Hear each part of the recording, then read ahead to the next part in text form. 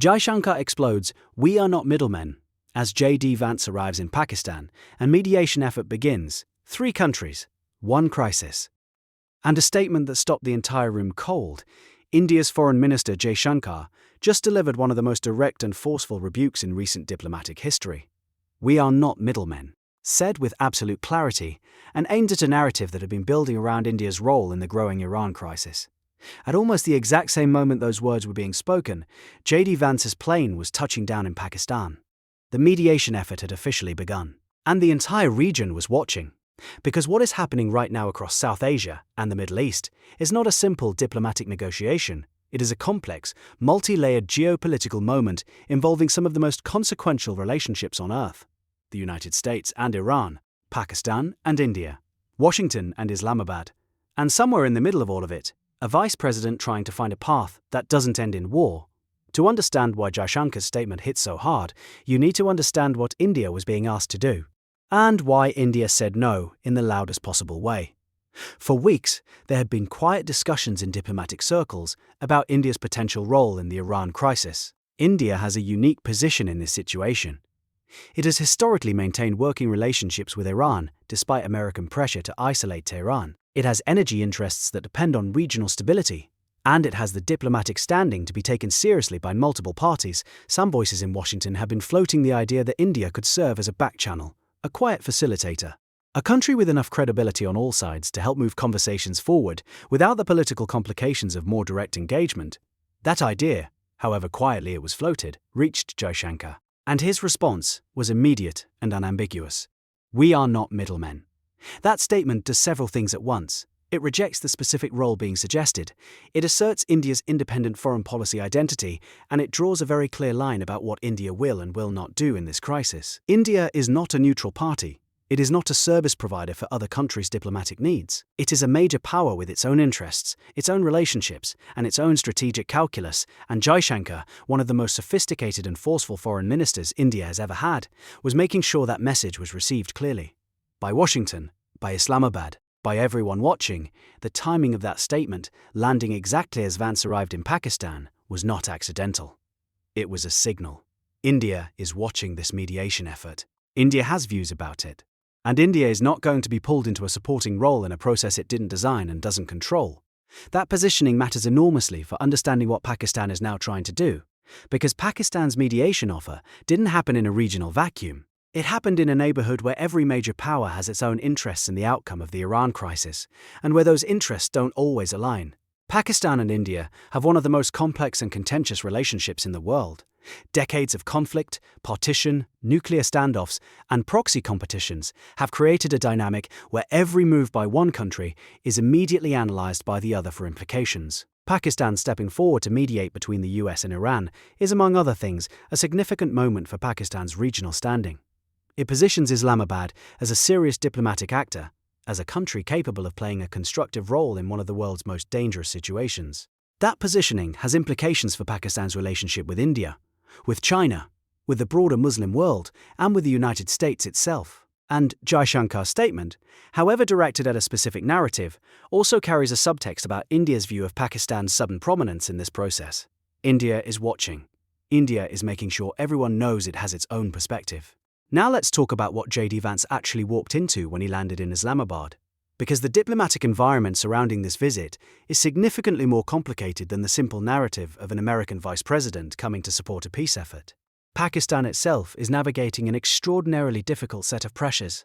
Domestically, Pakistan is dealing with serious economic challenges, political instability that has been a defining feature of Pakistani politics for years, and a public that has complicated and often contradictory feelings about Pakistan's relationship with the United States. Externally, Pakistan is managing its relationship with China, which has deep investments in Pakistan and significant interests in regional stability.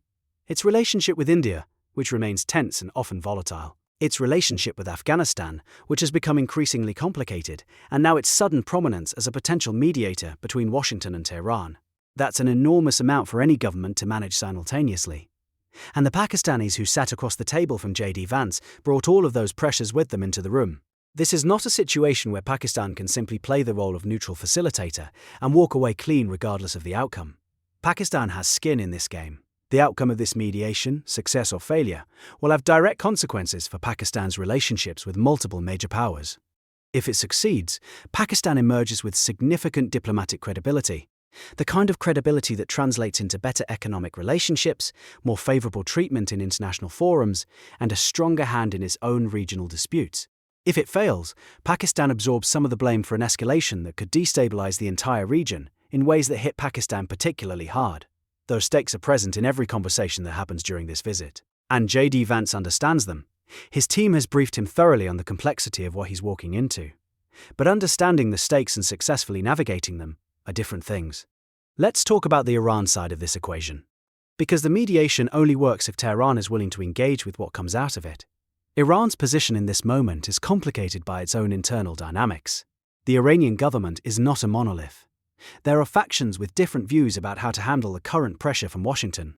Some who believe that engagement, even indirect engagement through a mediator, is the only path that avoids catastrophe. Others who believe that any appearance of responding to American pressure is a sign of weakness that will invite more pressure. That internal debate shapes what Iran can actually agree to.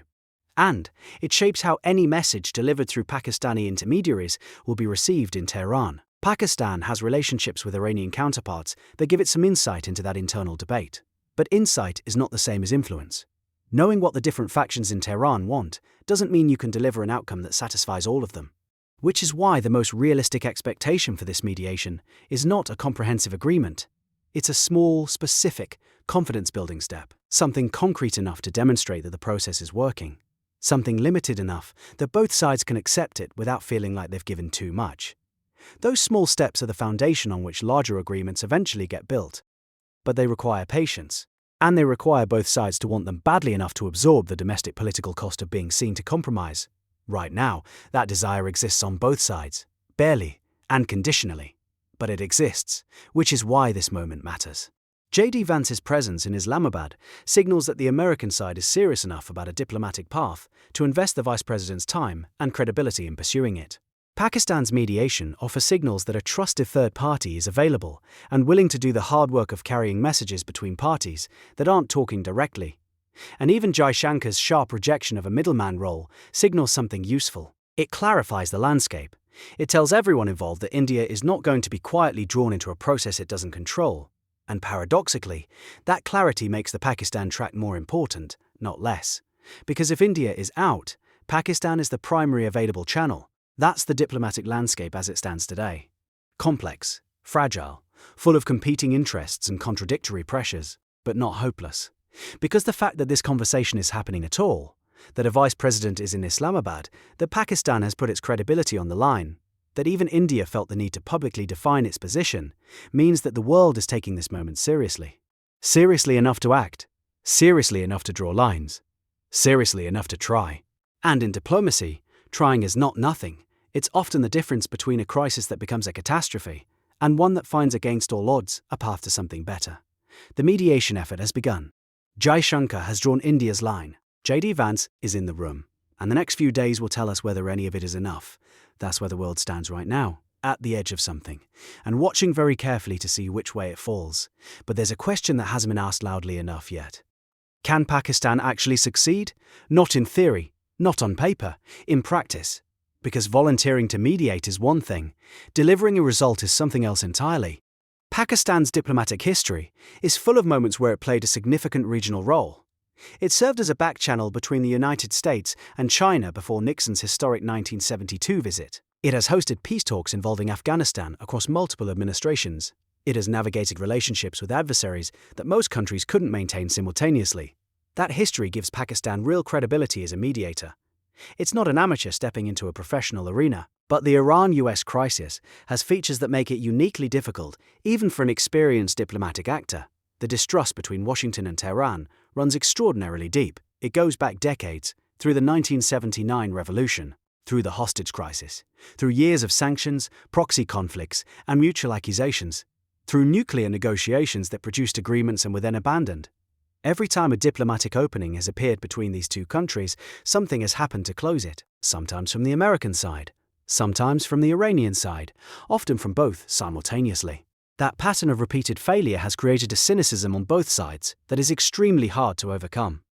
Iranian officials who have advocated for engagement with the West have repeatedly found themselves undermined by hardliners at home. American officials who have pursued diplomatic tracks with Iran have faced accusations of weakness from their own political opponents. The structural incentives pushing against success are powerful. Pakistan cannot change those structural incentives. No mediator can. What a mediator can do is create enough space, enough trust, enough momentum, that both sides feel it is worth trying one more time despite everything that has failed before. That's the narrow path Pakistan is walking. And it requires something that is in very short supply right now on both sides: political courage. The courage to absorb the domestic criticism that comes with any appearance of compromise. The courage to take a step toward an adversary in public, knowing that the adversary's response is uncertain. The courage to prioritize a long-term outcome over short-term political positioning. JD Vance's presence in Islamabad is, among other things, a signal about whether that courage exists on the American side. Because a vice president doesn't fly to Pakistan for a diplomatic exercise that nobody in Washington is taking seriously. His presence means that at least some people at the very top of the American government believe this is worth trying. Whether that belief is shared widely enough to actually drive policy is the question. There's also the China dimension hovering over everything. China brokered the Saudi-Iran normalization agreement that shocked the world. That achievement demonstrated that Beijing has both the relationships and the diplomatic sophistication to play a major role in Middle Eastern affairs.